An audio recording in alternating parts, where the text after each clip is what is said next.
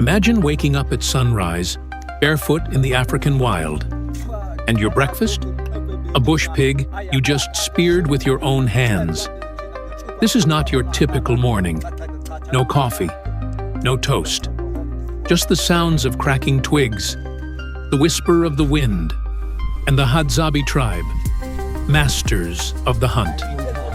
Deep in the Yaida Valley of northern Tanzania, I joined the Hadza Bushmen for a morning ritual older than any civilization.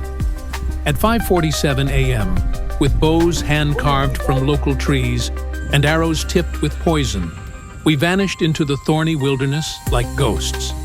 The mission? Track down breakfast. And when the tracks of a bush pig appeared, wide, fresh, unmistakable, the energy shifted. Eyes locked in, feet silent, hearts racing. Within minutes, the silence exploded. A flurry of motion. A single arrow flew. The bush pig let out a piercing cry. Then silence. One clean shot. One kill. I watched as the Hadzabe warriors surrounded the animal, not with celebration, but with quiet respect. This was not just food. It was life, survival, tradition.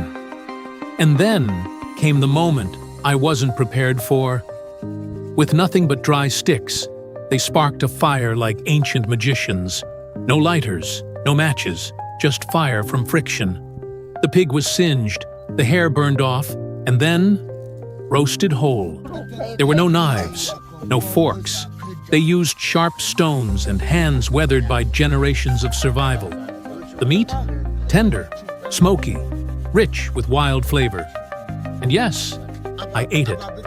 It was surreal, chewing the meat of an animal I saw die minutes before. But in that bite was history, identity, connection. These people don't hunt for fun. They hunt to live. Every part of the animal is used.